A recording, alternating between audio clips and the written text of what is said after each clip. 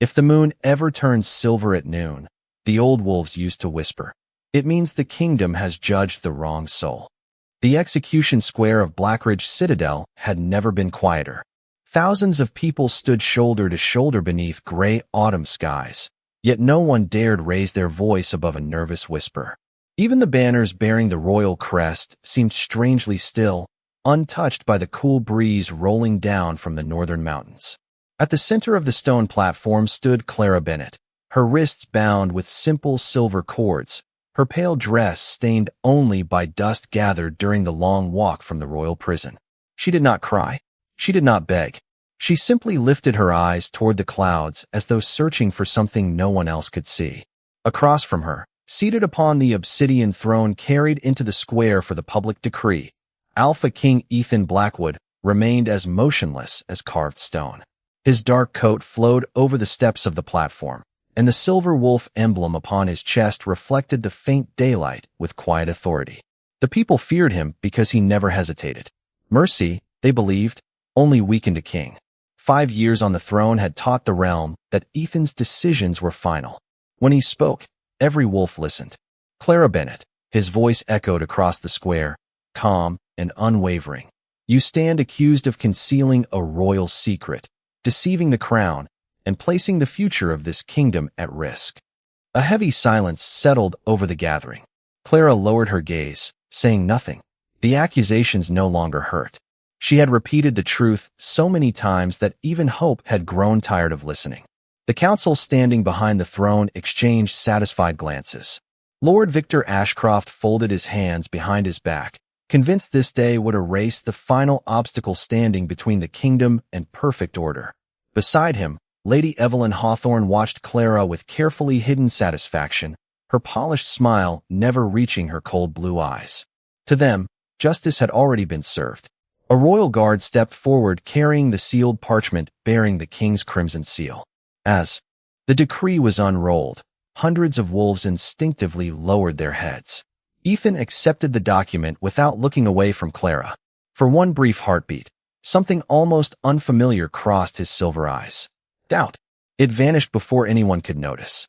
Do you have any final request before this sentence is carried out? He asked. For the first time that morning, Clara smiled. It was not the smile of someone defeated. It was the quiet smile of someone protecting a promise no one else remembered. She slowly turned her face toward the pale sky, where the hidden sun struggled behind layers of cloud. Her voice was soft enough that those closest leaned forward to hear. Please, she whispered. Let my son see the moon one last time.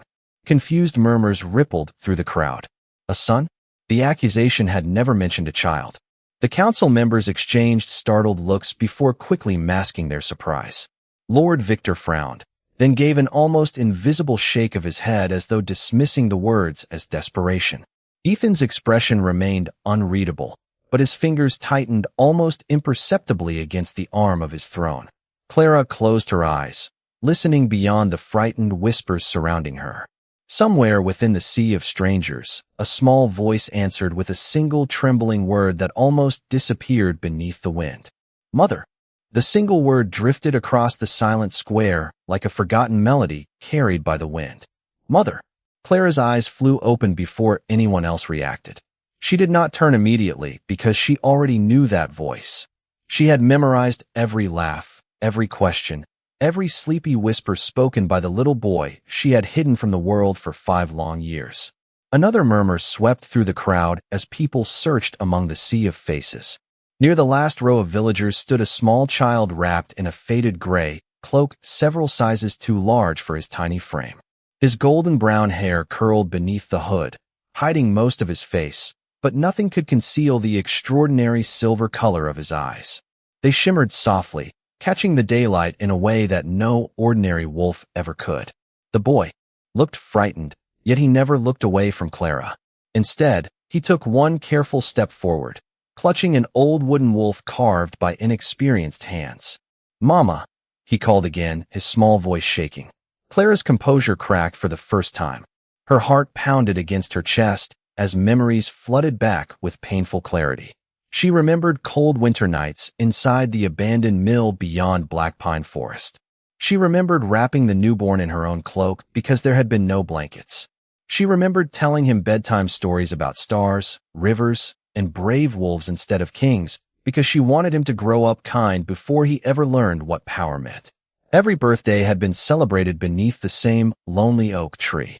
Every lesson had been whispered beneath moonlight where no royal scout could hear. She had taught him never to reveal his name, never to mention his unusual eyes, and above all never to come looking for her if danger ever found them. Yet here he was. Ethan followed the direction of every startled gaze until his eyes settled on the child.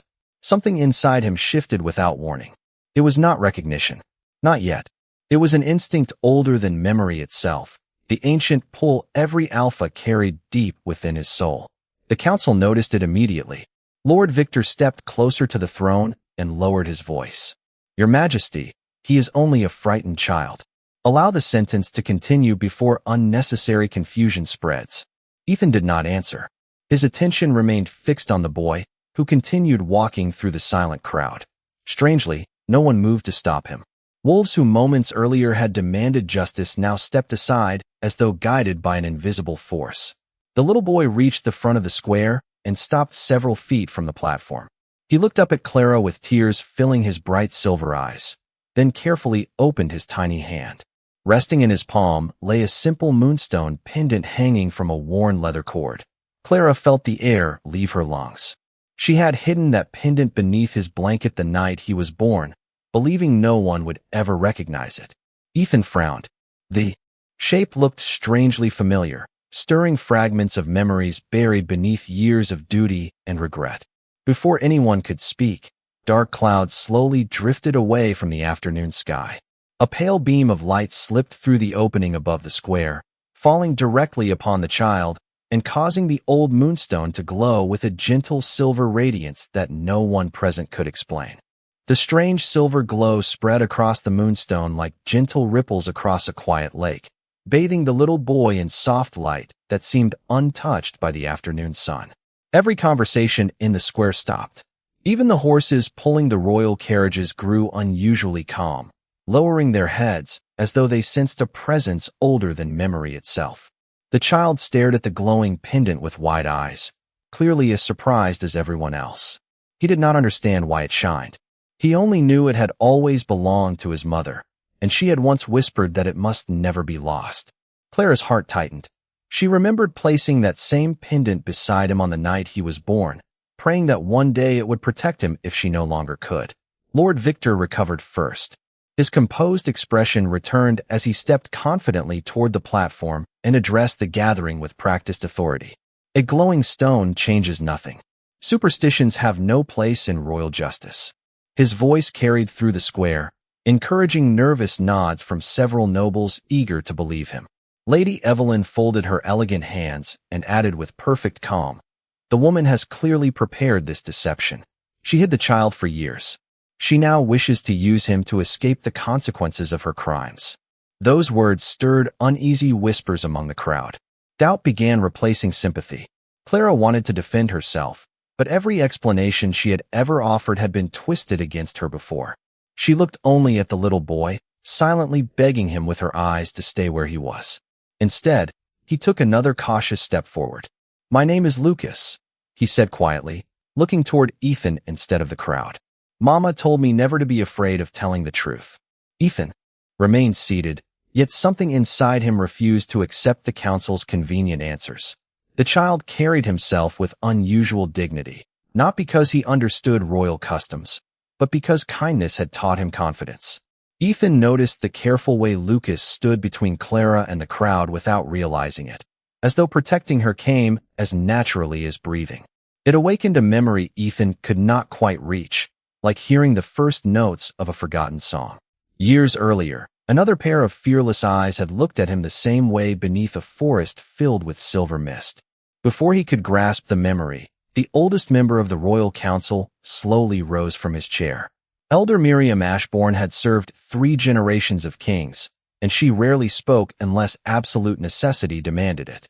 Supported by an ancient oak cane polished smooth with time, she stepped into the center of the platform and studied Lucas in complete silence.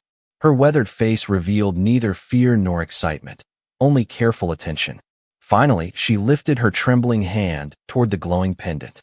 "That stone has not awakened in more than 100 years," she whispered. The square fell silent once again. Lord Victor immediately interrupted. "With respect, Elder, legends belong in storybooks, not in legal proceedings." She ignored him completely. Her faded blue eyes never left Lucas.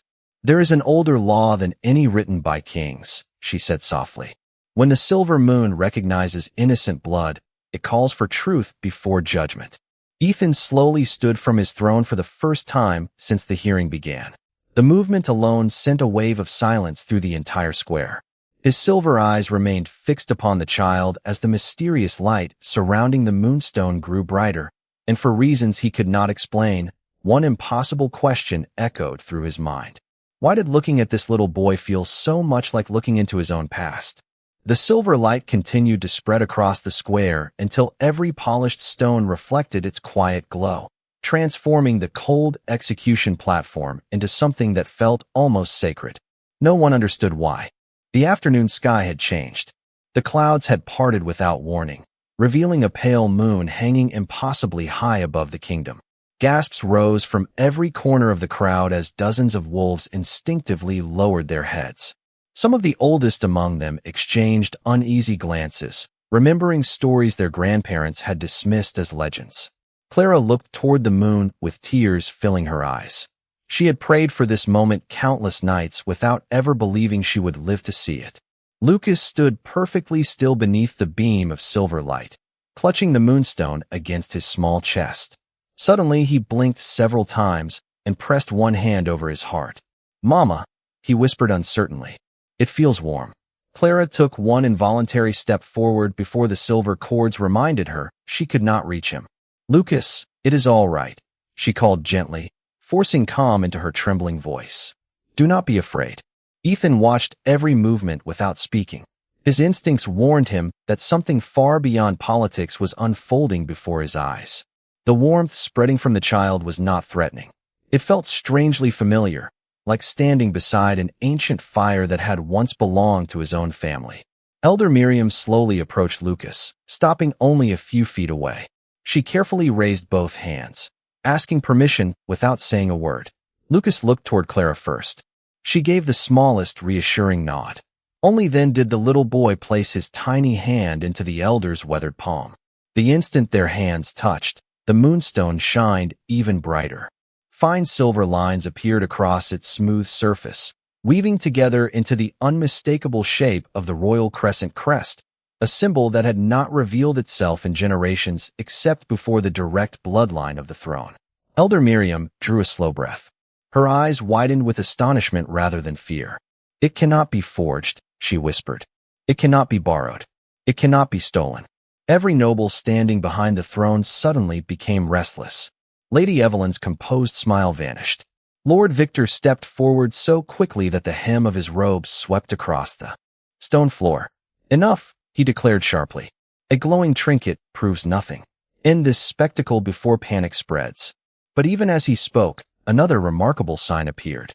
The silver crest reflected softly across Lucas's skin for only a heartbeat before fading again, leaving no mark behind. It had appeared and disappeared like a silent greeting from history itself. Ethan's pulse quickened. He remembered seeing that exact crest as a child inside the royal archives, carved above portraits of every king who had ever ruled Blackridge. His father had once told him, "The crest does not choose rulers. It recognizes family." Those forgotten words echoed through his mind with unsettling clarity. Ethan slowly descended the steps of the throne until he stood only a few feet from Lucas. The little boy looked up without fear. Their silver eyes met. The resemblance was subtle but undeniable. The same calm gaze, the same quiet strength, the same instinct to stand tall even when surrounded by uncertainty. Ethan found himself asking the question before he realized he had spoken aloud. "Who gave you that moonstone?" Lucas smiled with innocent certainty and answered in a voice that carried across the silent square. "My mother said my father never knew he left it behind."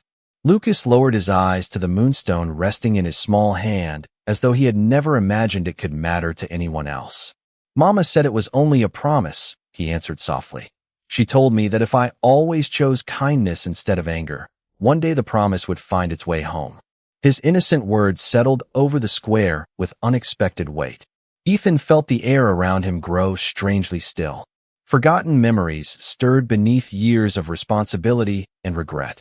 He remembered a spring evening 5 years earlier when a violent storm had forced him away from his royal escort during a border inspection. Injured and exhausted, he had wandered into Black Pine Forest where a young woman with gentle eyes had found him beside a fallen oak. She had never asked his name. She had never bowed. She had simply treated him like another traveler who needed help. He remembered leaving before dawn after, hearing urgent horns from his searching guards. In the confusion, he had believed he carried everything with him. But now, as he looked at the moonstone hanging from Lucas's hand, an impossible realization quietly took shape. He had once worn that pendant beneath his traveling cloak, a family keepsake passed from one alpha king to the next whenever they journeyed beyond the castle walls. He had thought it lost forever. Before Ethan could speak, Lucas suddenly placed one hand over his heart again. The silver light surrounding him pulsed gently, neither frightening nor painful, but warm enough that nearby wolves instinctively stepped back in amazement. Elder Miriam watched carefully instead of reacting with fear. "Remain calm, child," she said with a reassuring smile. "The silver moon does not awaken to punish. It awakens to reveal." Lucas looked up at the glowing moon hanging above the kingdom. His silver eyes reflected its light until they appeared almost luminous. Then something extraordinary happened. The breeze sweeping across the square changed direction, circling quietly around the little boy before flowing outward across the gathered crowd. Every wolf present felt the same peaceful warmth. Old rivalries, anxious whispers, and fearful hearts seemed to fade for one silent moment. Mothers instinctively reached for their children. Elderly wolves smiled through tears they could not explain. Even the royal guards relaxed their rigid posture without realizing it. Clara stared in quiet disbelief because she recognized the feeling. She had sensed that same comforting warmth every time Lucas had comforted frightened animals or calmed crying children in their hidden home beyond the forest. She had always believed it was simply his gentle nature. Now she understood there had always been something far greater at work. Lord Victor's confidence finally began to crack. He glanced toward Lady Evelyn, searching for reassurance, but found only growing concern reflected in her face. Neither of them had expected ancient traditions to answer a child they believed should have remained invisible forever. Ethan slowly extended one hand toward Lucas. "May I see the pendant?" he asked. Lucas nodded without hesitation and carefully placed the moonstone into the king's open palm. The instant Ethan touched it, the silver crest appeared once more, brighter than before, spreading across the smooth stone in delicate lines before reflecting softly onto both of their hands at the same time.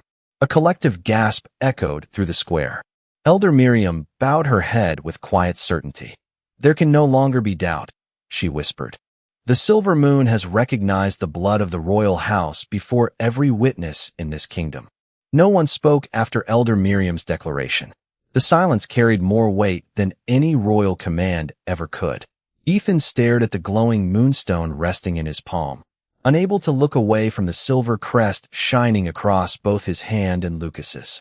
Every lesson his father had ever taught him returned with startling clarity. The royal crescent crest answered only one truth. Blood recognized blood. It could not be influenced by rank, wealth, fear, or ambition. It simply revealed what already existed. Ethan slowly lifted his eyes toward Clara. She stood exactly where she had been, her hands still bound, yet there was no triumph in her expression, only exhaustion. She had carried a secret that had isolated her for 5 years, and even now she seemed more concerned about Lucas than herself. Ethan searched her face, hoping to find anger, but instead he saw a quiet sorrow and a kindness he remembered from the forest long ago. Suddenly, another memory broke through the walls he had built around his heart. He remembered waking before sunrise inside a small wooden cabin. The smell of fresh bread had filled the room while rain tapped gently against the windows. Clara had been asleep beside the fireplace after spending the entire night caring for a wounded stranger she believed she would never see again. Before leaving, Ethan had quietly placed his moonstone pendant on the table beside her untouched breakfast, intending it as a simple thank you because revealing his identity would have placed her in danger. Then the urgent call of his royal guards had reached the cabin, forcing him to leave before she awoke. For years he had believed the pendant had been lost somewhere in the forest. Now the truth stood before him in the form of a little boy with familiar silver eyes. Elder Miriam's gentle voice interrupted the silence. "Your Majesty, there is another truth that deserves to be heard before this day continues." Ethan nodded once. The elder turned toward Clara with deep respect. "Child, tell us why you disappeared." Clara lowered her eyes for a moment before answering. "Because the day after he left, someone came looking for the pendant." Quiet whispers spread through the crowd again. Clara continued, her voice calm despite the countless eyes fixed upon her. "They said anyone carrying the royal keepsake would be treated as a traitor. They warned that if a child connected to the throne was ever born outside the palace, that child would never be allowed to grow up in peace. I believed them. I was frightened, but I was more frightened for my son than for myself." Lucas quietly slipped his small hand into Clara's bound hands as far as the silver cords allowed. "Mama always said hiding was never about fear," he told the silent crowd. "She said it was about giving me time to become kind before anyone cared about my name." Several villagers lowered their heads, ashamed that they had accepted the accusations without question. Ethan looked toward the royal council. Faces that had once appeared confident now seemed uncertain. Lord Victor avoided meeting the king's eyes for the first time that day. Lady Evelyn stood perfectly still, yet her carefully practiced smile had disappeared completely. Ethan's voice remained steady, but something within it had changed. "Who knew about the pendant after I left the forest?" The question echoed through the square. No one answered immediately. Then, from the back of the council, an elderly palace nurse slowly stepped forward with tears gathering in her eyes. She bowed deeply before the throne and whispered words that caused every heart in the square to stop. "Your Majesty, I have carried that answer for 5 years, and I can no longer remain silent." The elderly nurse trembled as she stepped into the open space before the throne, her white hair shimmering beneath the strange silver light that still bathed the square. For years she had stood quietly behind kings, queens, and council meetings, trusted because she had always spoken only when necessary. Today, silence had become a heavier burden than truth. She bowed deeply before Ethan before turning toward the gathered crowd. 5 years ago, she began softly. His Majesty returned from the northern border carrying injuries that could not be explained. While treating him, I noticed his moonstone pendant was missing. The king believed it had been lost during the storm, but before I could investigate, someone else had already begun searching for it. Ethan listened without moving. Every word seemed to peel away another layer of certainty that had guided his decisions for years. The nurse slowly lifted her eyes toward Lord Victor. "I overheard a private conversation in the Eastern Gallery. Lord Victor said that if the royal keepsake had fallen into unknown hands, it must be recovered before anyone discovered who had sheltered the king that night." Shock rippled through the nobles. Lord Victor immediately stepped forward. "Those are dangerous accusations from an old woman whose memory has faded." His voice remained controlled, but a hint of urgency had replaced his usual confidence. The nurse calmly reached inside the sleeve of her robe and removed a folded piece of faded parchment. "My memory did not preserve this," she replied. "My conscience did." She handed the document to Elder Miriam, who carefully unfolded the fragile paper. The elder's expression changed almost instantly. It was a sealed instruction bearing Lord Victor's personal crest, ordering royal scouts to locate any villager found carrying a silver moonstone and to keep the discovery hidden from the king until the council completed its own investigation. Murmurs swept through the square. Ethan accepted the parchment without a word, studying the familiar signature written across the bottom. He recognized it immediately. Lord Victor took another step forward. "Your Majesty, I acted only to protect the stability of the throne. Rumors of a lost royal heir could have divided the kingdom." Ethan looked up slowly. "Then why was I never informed?" The question hung in the air unanswered. Lady Evelyn quietly lowered her eyes. She had stood beside Lord Victor for years, believing every decision had been made for the good of the kingdom. Now doubt settled across her face as she realized how much had been hidden even from her. Clara watched the exchange in silence. She had no desire for revenge. Every difficult year had taught her that bitterness only passed pain from one heart to another. She cared only that Lucas would finally grow up without fear. The little boy looked from one adult to another, struggling to understand why everyone suddenly seemed so sad. He tugged gently on Ethan's sleeve. "Did somebody tell you not to look for us?" he asked with innocent curiosity. Ethan felt those simple words strike deeper than any accusation. He slowly knelt until he was at eye level with Lucas. For the first time since becoming king, the weight of the crown felt unbearably heavy. "Yes," he admitted quietly, "and I failed to ask enough questions." Lucas studied his face for a long moment before offering the carved wooden wolf he had carried throughout the day. "Mama says good people can make mistakes," he said with a small smile. "She also says they can choose differently tomorrow." Ethan accepted the tiny wooden carving with careful hands, realizing that the greatest lesson he had received as king had come not from a council, a battle, or an ancient law, but from the quiet wisdom of the child standing before him.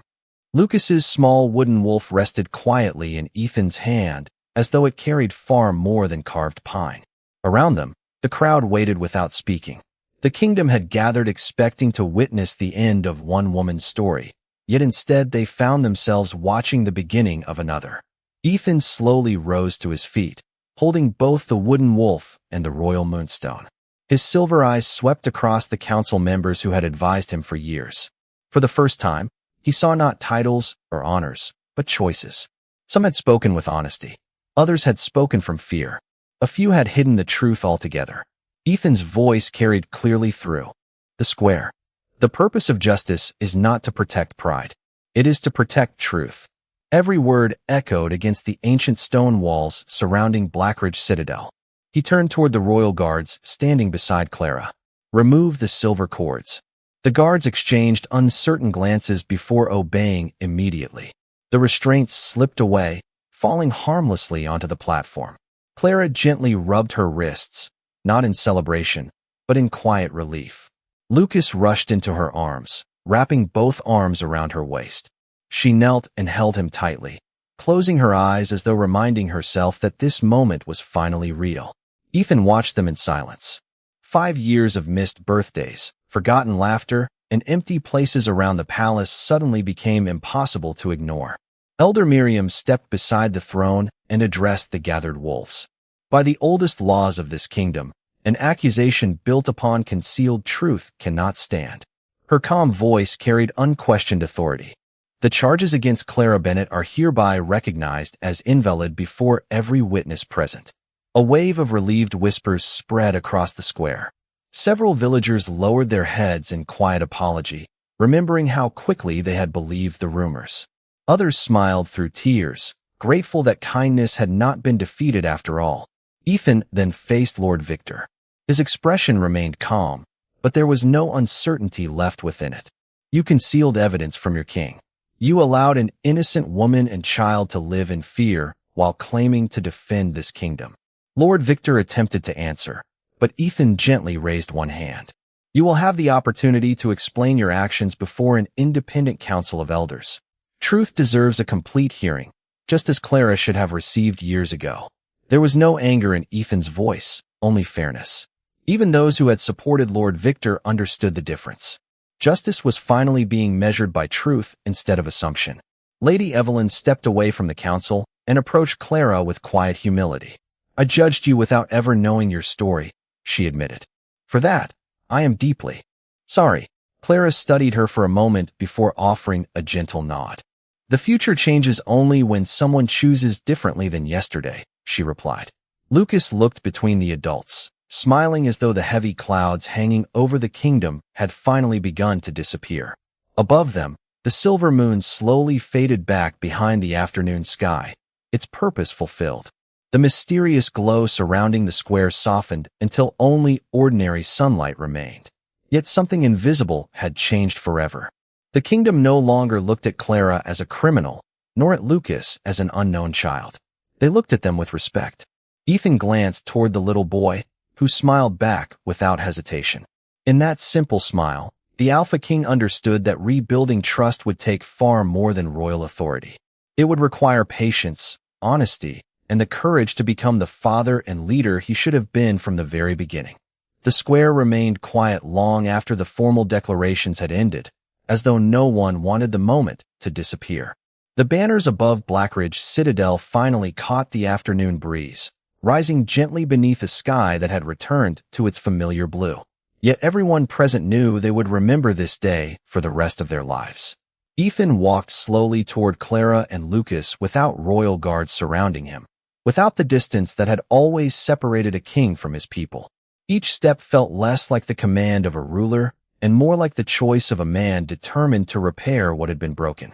He stopped before Clara, meeting her eyes with complete honesty for the first time since fate had brought them together years ago in the forest. "I cannot return the years you carried alone," he said quietly. "I cannot erase the fear my decisions placed upon you. But if you will allow it, I will spend every tomorrow earning the trust one failed to protect." Clara looked at him for a long moment. She remembered the injured traveler she had welcomed without asking for anything in return. She remembered the lonely years that followed, the quiet cabin, the bedtime stories, the endless hope that kindness would someday matter. More than power. She also remembered Lucas laughing every morning despite growing up without a palace, without titles, and without certainty. At last she answered with the same gentle strength that had carried her through every hardship. "Trust is not given because someone wears a crown," she said softly. "It is built by the choices we make every day." Ethan nodded without hesitation. "Then I will begin today." Lucas looked from his mother to Ethan before slipping his small hand into the king's open palm. "Mama says families help each other learn," he said with a hopeful smile. "Maybe we can all learn together." A quiet laugh spread through the crowd, breaking the last of the tension that had filled the square since morning. Even Elder Miriam smiled as she watched the child unknowingly accomplish what generations of rulers had struggled to achieve. He had reminded an entire kingdom that strength without compassion was incomplete. Ethan carefully knelt before Lucas, placing the royal moonstone back around the little boy's neck. "Keep it," he said warmly. "It found its rightful home long before I understood why." Then he stood and addressed every wolf gathered before the throne. "From this day forward, Lucas Bennett will be recognized as my son and the rightful royal heir, not because a symbol declared it, but because truth has finally been allowed to speak." Cheers rose across the square, not loud or wild, but sincere. They came from ordinary families, craftsmen, farmers, teachers, and children who had witnessed justice restored through honesty instead of fear. Clara watched the faces around her and realized the kingdom no longer saw her as an outsider. They saw a mother who had protected her child with courage and grace. As the crowd slowly dispersed, Ethan, Clara, and Lucas walked together toward the castle gates. No royal procession announced their arrival. No trumpets interrupted the peaceful afternoon. They entered side by side like three people, choosing a new beginning rather than celebrating an old victory. High above the towers, the last faint shimmer of the silver moon disappeared into the daylight, leaving behind only its silent promise. Sometimes, destiny did not arrive to reward the powerful. Sometimes it waited patiently for ordinary kindness to reveal the future that had been hidden all along, proving that the greatest legacy any kingdom could leave behind was not built by fear, but by truth, compassion, and the courage to believe in one another. Thanks for watching. Share your thoughts, like, share, subscribe, enable notifications, and join us for more unforgettable alpha romance stories ahead.